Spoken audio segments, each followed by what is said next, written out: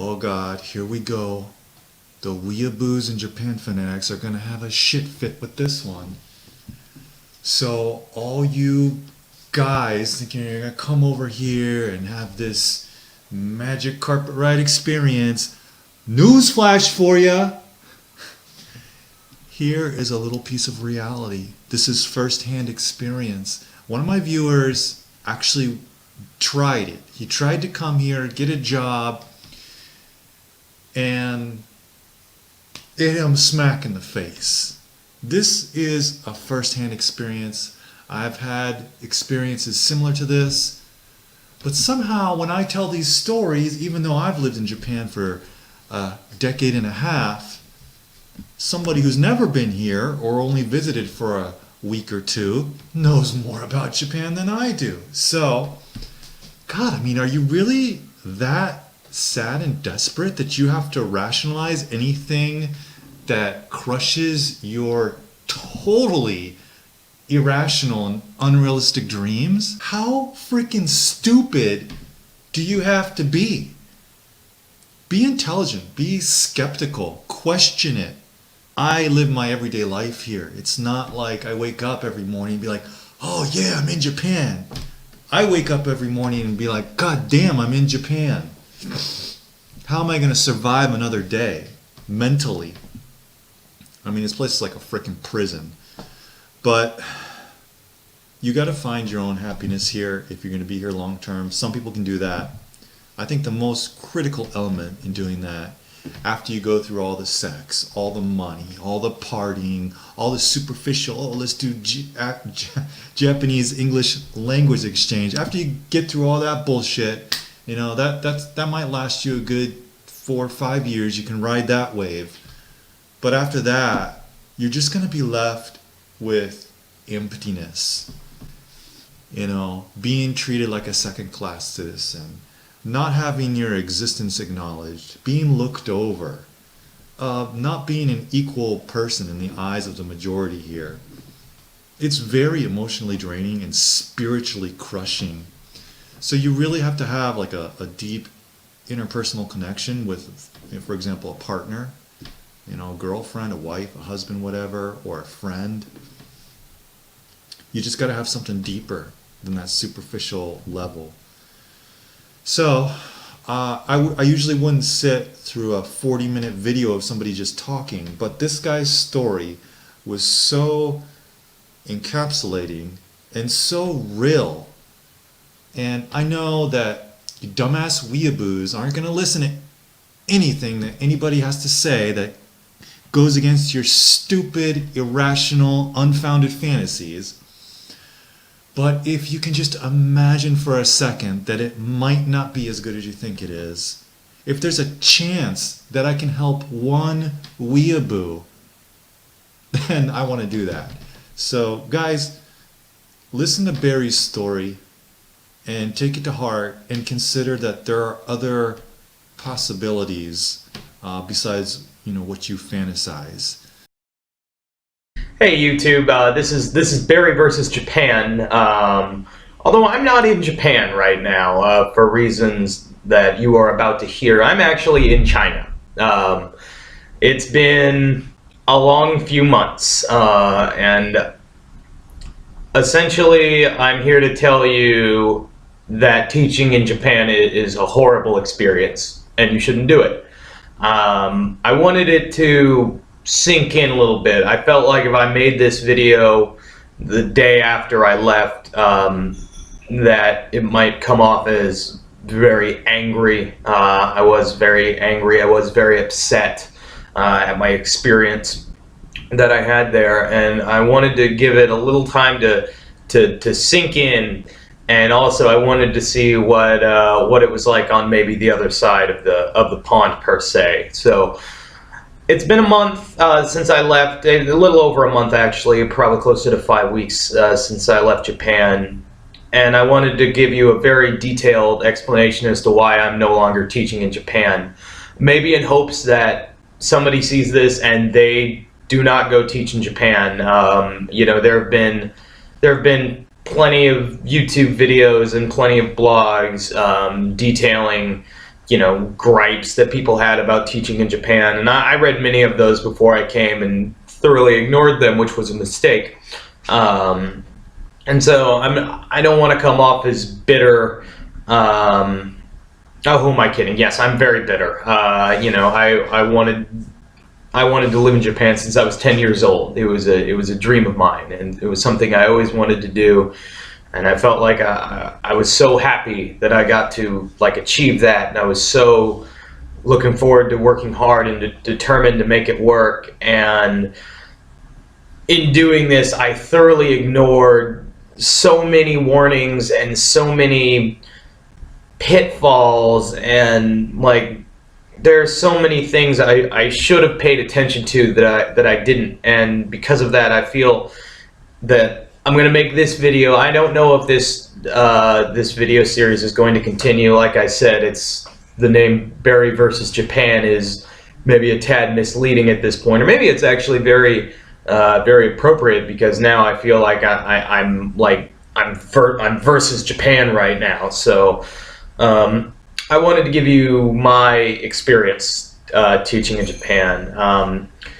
I wasn't going to call out the company that I worked for, but in light of very recent events, which I'll get to near the end of this video, I'm going to. The company I worked with was one called Winbe, W-I-N-B-E. They are in Kaiwa, which is a private English language school. There are two types of teaching in Japan. There's ALT work, which I'll get to, and Kaiwa work, and it is a business. It is straight up, it is a business. They are there to make money, and I understand that businesses should probably exist to make money. I probably should have known that before. I probably shouldn't have paid too much attention to their very fancy English teaching website. I shouldn't have paid attention to their calls of we care about education and we care about doing things the right way. And they all of these companies, Nova, I think ECC, Aeon, Winbe, they all do the same thing. They all preach this to their teachers. They make you feel real good about being there. From everything I've read, working at other schools is pretty much the same thing. I don't know if their experiences are as awful as mine, and it also varies from school to school. I have friends that I met who still work at this company that enjoy their job and don't have a lot of the things that happen to me happen to them, and I'm not telling them to quit. And I'm sure there are some people that are going to watch this video and be like, well, that wasn't my experience at all, or and you know what, I'm happy for you, I really am. But I wanted to tell you my experience. I arrived in Japan on June 8th from Vietnam. I got in, and the training was in downtown Tokyo. My apartment that I was staying at for my week's training was in Chiba, which is a bit of a trek. It took about an hour to get there, maybe a little more, maybe a little less. Very easy to predict. As you've heard, the Japanese train system is incredible and super timely, and kind of a marvel of modern engineering. So, I mean, all that is true. And the week training was unpaid. They were essentially filtering people. I got the sense that my job was not secure, which I thought was really messed up. There was actually a teacher who, after the first day, did not return, and I was questioning, did this guy spend $1,200 to come here? Is he going to have to spend $1,200 to get back? No guarantee of employment. Very, very tricky situation. The training was pretty thorough. We went over, what was expected of us, to be Genki all the time, to be very happy all the time, dress standards, that kind of thing. I really didn't have much of a problem with the training. I felt that my trainer was good. I felt that they prepared me well for what was going to happen. I do remember the very first thing he said. He said, "You're signing a one-year contract. If you make it work, this can be a great experience, and if you decide to make this difficult, it can be one of the worst years of your life." That was how we opened the very first meeting. Not exactly the welcome that you might be hoping for. So that was fine. I was still a little perturbed about it being unpaid. It got a little worse when I actually got my actual training at a place called Musashi Kosugi, which is out in Yokohama. Yokohama and Chiba are pretty far away, so it was an over 2-hour commute, and it cost around 2,600 yen. So it was costing me around $50 a day out of pocket, and 4 hours of commuting to get to my training school, which is a big time commitment and is quite a bit of money when you didn't come there with a lot of money. And I'm going to tell you right now, a lot of these schools and companies recommend that you come there with $5,000, which might sound like a lot of money. It isn't. You might want to consider going there with $5,000. You might want to consider going there with your entire life savings, because there's a good chance, so I showed up in very early June. I did not get my first paycheck till July 25th. And so everything that I paid for from that point up until that point was paid entirely out of my pocket. And I was pretty poor.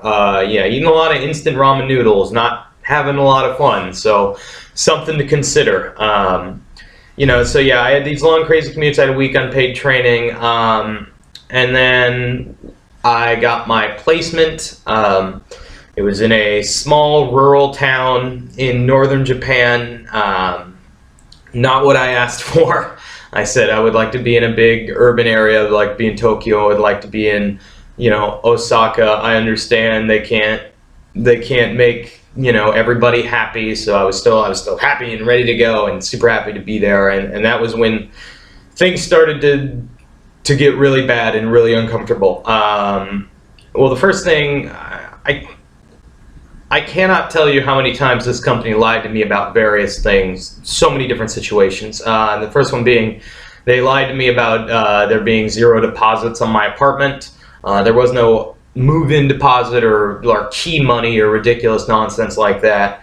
I did have to pay deposits for water, heat, electric, which is around 30,000 yen, which when you didn't come there with a lot of money, that's a big chunk of your budget to be taken out.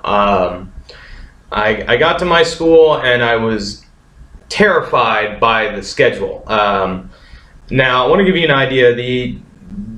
Usually the gold standard for ESL teaching abroad is 20 in-class hours a week, 20 classes a week. That's considered full-time. I was teaching 33 classes a week. Which is an insane workload. I would not wish that workload on my worst enemy. You have to write, so many different lesson plans. I would teach 7 classes a day. I would have 6 straight hours of classes with no breaks. So 50-minute class. You have responsibilities where you have to actually go and socialize and kind of talk with the kids and talk with the parents, and you have to do all of that. And then afterwards, you have to also, clean up your, you have to clean up your space, and you have to get ready for your next class. You have to get anything you're going to be using for your next class available. So it's no breaks. It was nonstop, and that was 4 times a week. I had those 6-hour blocks, and it was miserable. At the end of that day, it was really, really hard to keep going. And the worst part was I was told multiple times, "Oh yeah, we know how bad your schedule is. We're working on it. We're working on it. We understand. We need to fix this schedule." And that was a bold-faced lie. They never did anything to fix the schedule. I remember they told me, "Oh well, on Mondays this class is ending in August, so you won't have to take that class anymore coming up in August." And I was like, "Great." And then immediately after, they filled it with another class, and I was just like, you told me that I was going to have that hour, and I needed those hours to prep all my lessons. And so what happened was I would have to come in probably around an hour and a half early to prep my lessons for the day, because every student is different, every situation is different. I wanted to make sure my students got the best education they could, and I was able to mix it up with classes. And so I was just constantly, furiously writing lesson plans and just trying to get everything taken care of and everything situated. And it became it just became such an absolute grind. And like I told my managers and I told my staff, like, this is not conductive to making me a good teacher. And I told them, 3 months in, anybody's going to be burnt out by this. And I found out that school had like 3 or 4 teachers like kind of like either leave or get transferred or up and quit over the last year. So I'm like, this is going to happen again. Like, I don't want to leave. I want to make this work. And pretty much from the moment I had that conversation, my relationship with my manager at my school went very badly.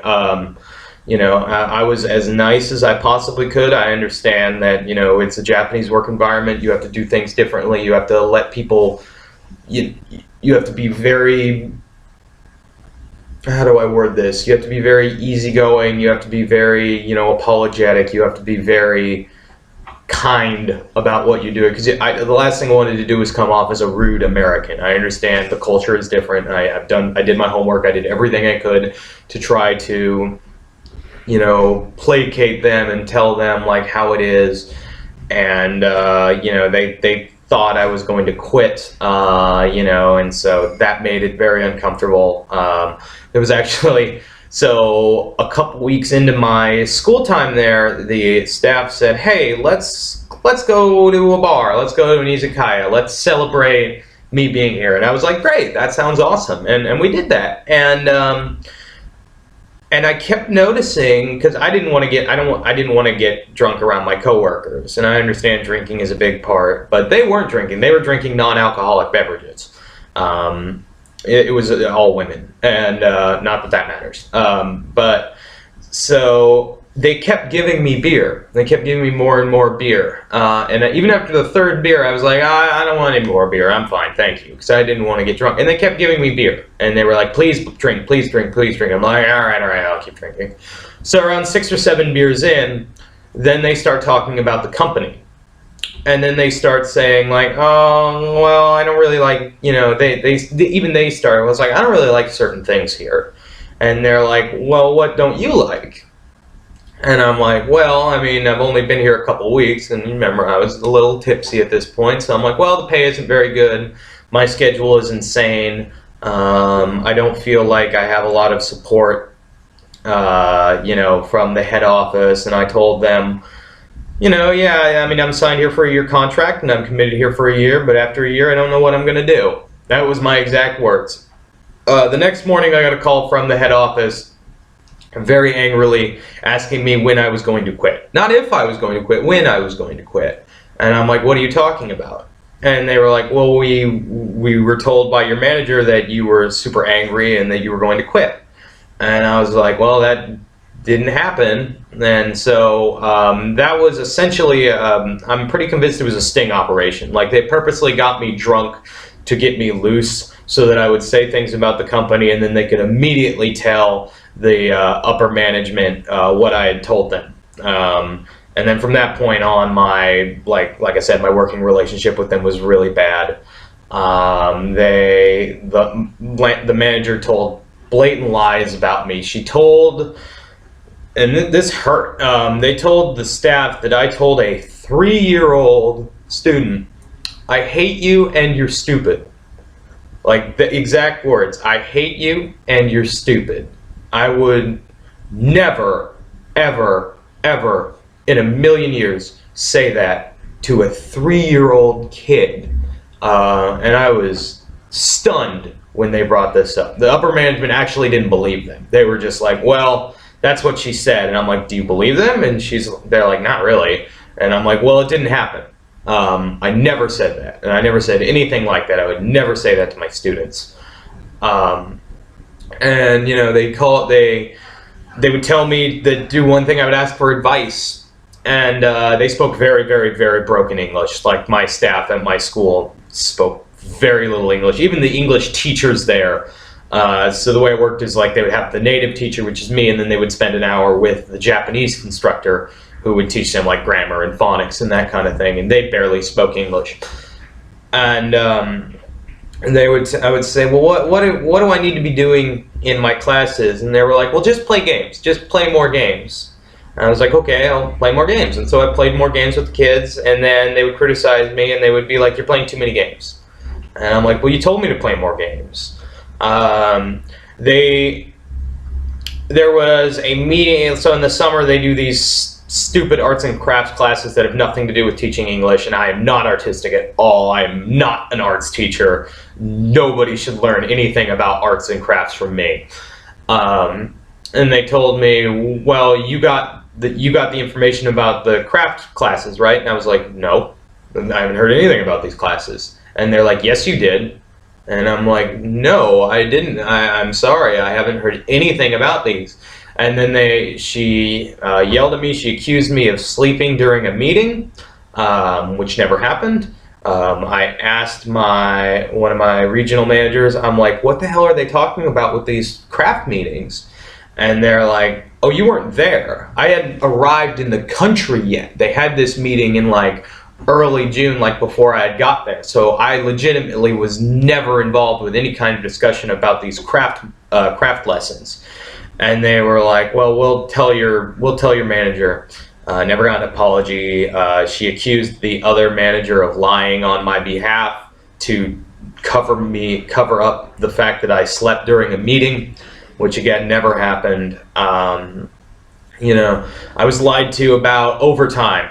There was a situation where somebody wanted to take a demo lesson, and they wanted me to come in an hour early. And they said, we'll give you overtime. We'll give you overtime. I'm like, okay, I can do that.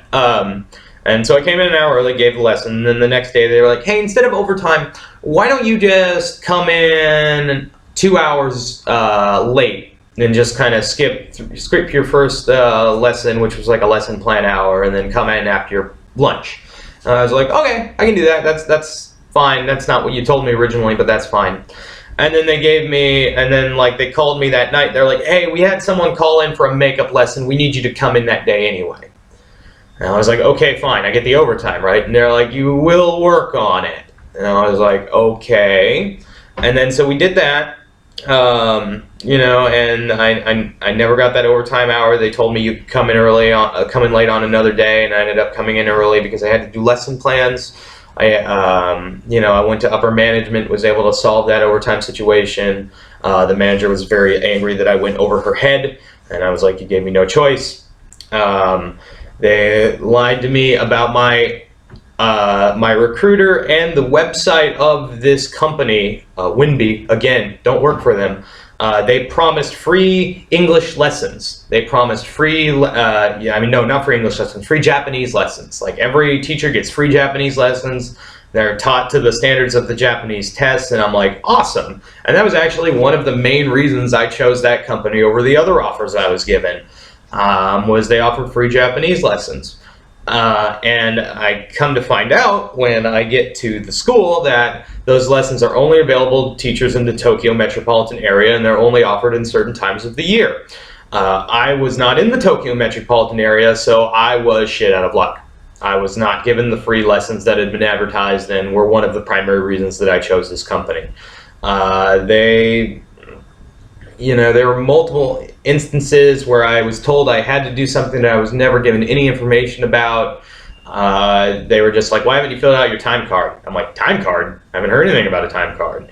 And then they gave me a time card. They're like, you need to fill these out every month. And I'm like, well, okay, I can do that. And they're like, why didn't you know about the time card? I'm like, no one told me about the time card. If you would have told me about the time card, I would have filled out your stupid time card. This woman was a monster. There was a younger, assistant manager there who was just starting. There were multiple instances where I would hear the manager talking to the assistant manager, and the assistant manager would start crying. I brought this up to upper management while I was complaining about my manager, and I was essentially told, oh, people cry at work all the time in Japan. I don't know if that's true. Maybe it is true. I think that's real fucked up. No one should be forced into emotional duress at work. All of this just caused me to crack. It it was the most difficult and frustrating work experience I've ever had. I didn't feel like a teacher. I went to school for an actual teaching certification. I learned how to properly educate, how to teach English, the basics, that kind of thing. I was told, don't use anything you learned in your TESOL classes. I felt more like a glorified babysitter. Once again, this is a complaint you hear a lot from people who go and teach in Japan, but it's like, I was there to play games, I was there to smile, I was there to keep the kids happy so they wanted to keep learning English. Whenever I decided that, okay, we're going to do some English time, like there was one time during a review week and it was actually on the schedule as review week, and so I'm like, okay, we're going to go over what we learned over the last couple months, and we did this, and this, and the classes were admittedly not as fun. They weren't as game intensive.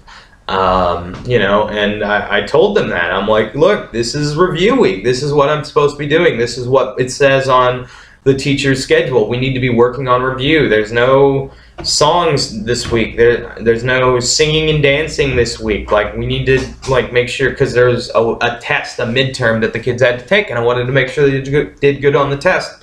So we did a lot of review, and they got mad at me for that.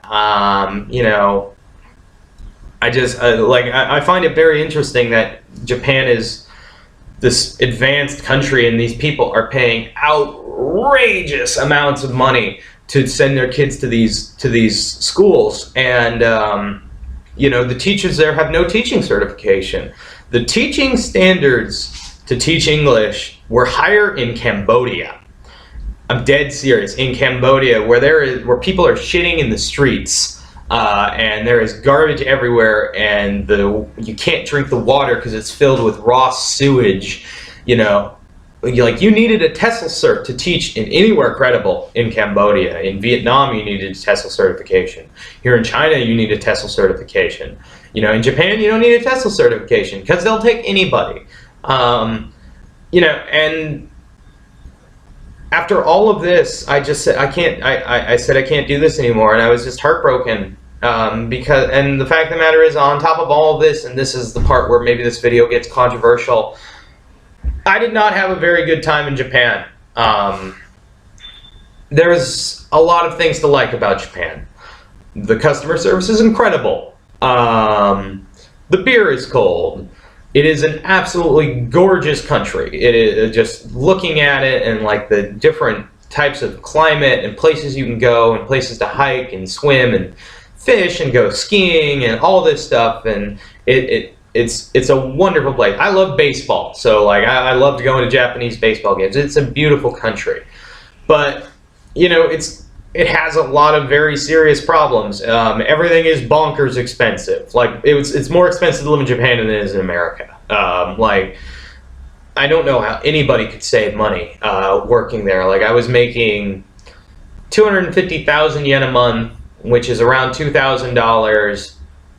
After taxes and fees and rent, I was maybe taking home around 150,000 yen a month, and I was struggling to make it month to month on 150,000 yen. And you're talking to someone who was a pretty frugal college student for a really long time.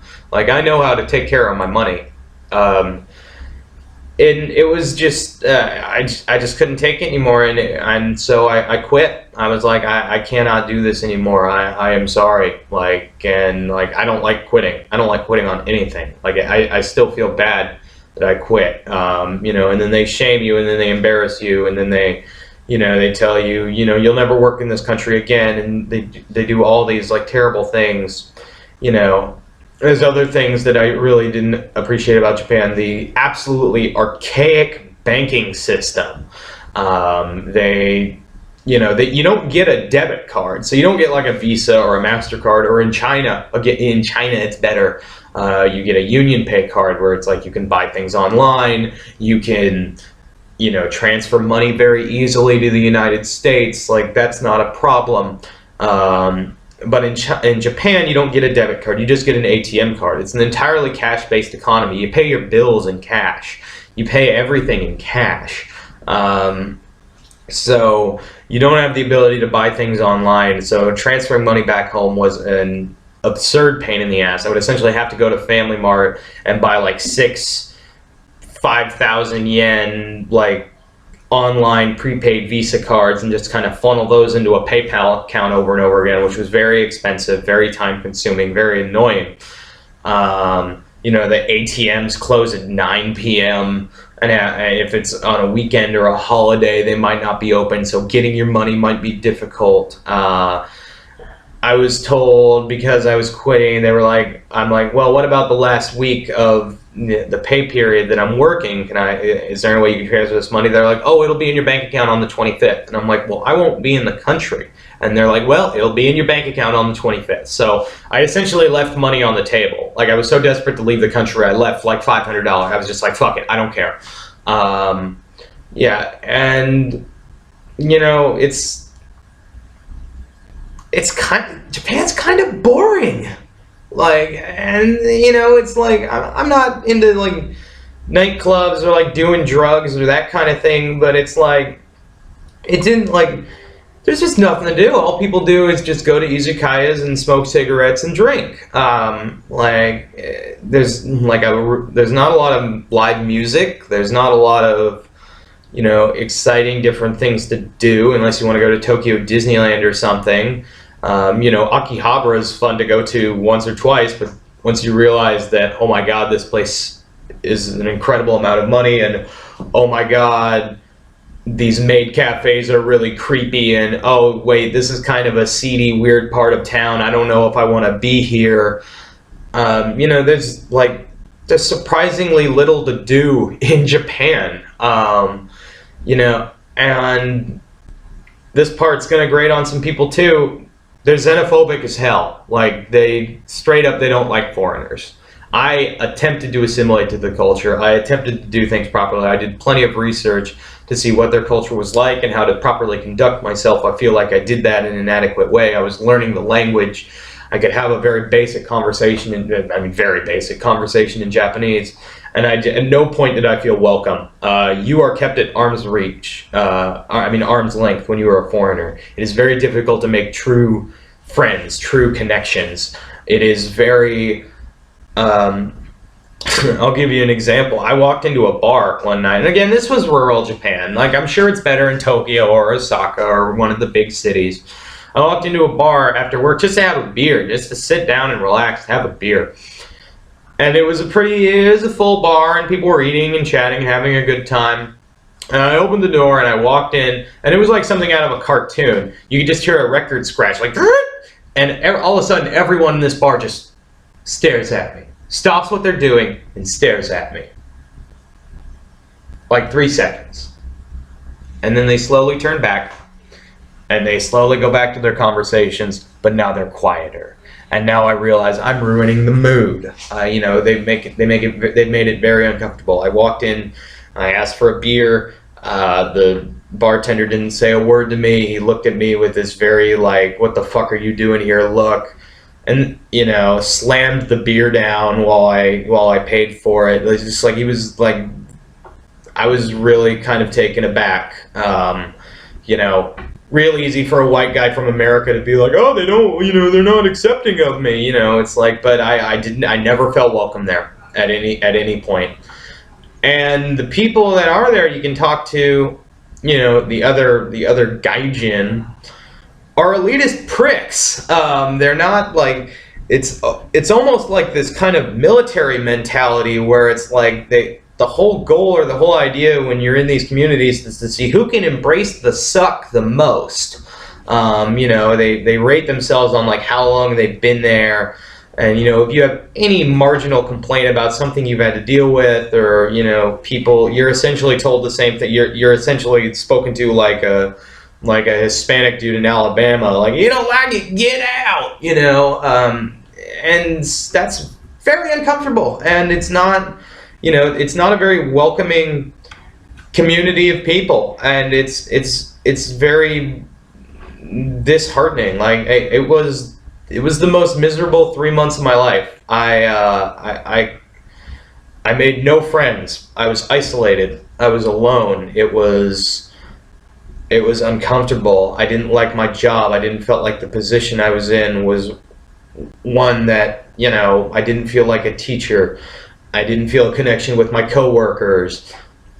It was heartbreaking. It was absolutely heartbreaking. Like, making this video was heartbreaking because, like, I'm sitting there and I'm thinking about how much I wanted to be in Japan and how much I wanted to really make it there and how much I wanted to, like, enjoy being there and have a good time, and how excited I was at the opportunity and the chance to live there. And it was horrible. And I made this video because someone out there is thinking about doing what I did, and I am encouraging you, don't be me. Don't be me. Do not ignore all of the things that you have read about teaching in Japan. A lot of them are true. Again, some people have a great time teaching in Japan. I almost took a job as an ALT. Like, one day before I moved to China, I was like, well, I could take this ALT job, and they offered it to me, but I was like, I don't have any money, and, you know, being an ALT is about as mind-numbing as it gets. You're not a teacher. You essentially just wait for the English teacher to tell you to do something, and you do something, and then you sit back down, and it's not. And, you know, they don't offer the same benefits. They don't offer, you know, you're an independent contractor. There's no room to move up. There's no room to do anything like that. And it's not what I wanted. And so I left. And I got to tell you, I'm so glad I left. You know, I'm in China now. I am an actual teacher at a public school. I am the one doing the teaching. I am the one designing the curriculum. I was teaching 33 50-minute lessons a week in Japan. I am teaching 15 40-minute lessons in China. So I am legitimately working less than half as much. I am getting paid less, but my housing is free, and due to the fact that things are significantly cheaper here than they were in Japan, I'm actually able to live a higher quality of life, and I'm actually able to save more money. So it feels like I'm making more money. I'm not living paycheck to paycheck. I feel respected here. I feel like I'm making good bonds with, I'm actually making friends here. I have Chinese friends. Like, I did not have any Japanese friends. The expat community here is super cool. I'm working Monday through Friday, so I have time to play rugby, and I have time to do cool things on weekends, and I have time to go on dates, and I have time to do all the things that I want to do as a person that I was not able to do due to my schedule and due to the kind of work and just due to how exhausted I was in Japan. I was very depressed. I stopped working out. I gained weight. It was terrible. And the worst part is, the reason that it is this shitty, the reason that this job sucks this much, is because there is a line out the door of people like me who are just so excited about the idea of teaching in Japan that they will ignore all of this. They will ignore the fact that their wages have been cut over and over again. They will ignore the fact that you know, so many people complain about this line of work, and they are just so happy that the opportunity to go to Japan, and these companies take advantage of that. You know, not very many people stay at these companies for a very long time. You know, they go through people like a bad habit. It's, you know, and maybe, just maybe, if some of these things were to change, if some people were to kind of just universally recognize that teaching in Japan can be really, really shitty, it might just get fixed. And this video has gone on for 30 minutes. I hope I was as thorough as I possibly could. If you have any questions, please ask them in the comment section. Feel free to make a rebuttal video. I'm sure somebody is going to make some video telling me how I'm a terrible gaijin and how I didn't give it a chance and how you have to be there at least 5 years to truly understand it and all this nonsense. Go ahead, and you know what?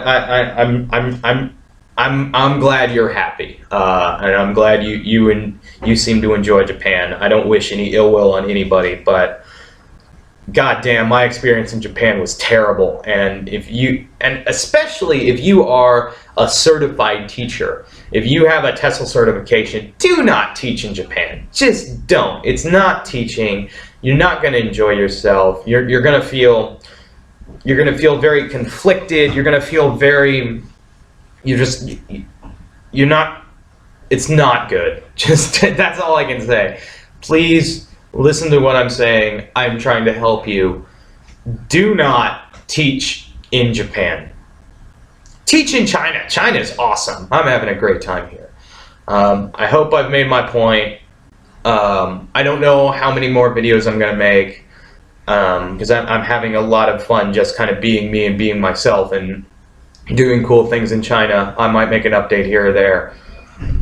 Thank you for the people that watched my previous videos. I know my video on Vietnam is actually getting a decent bit of play.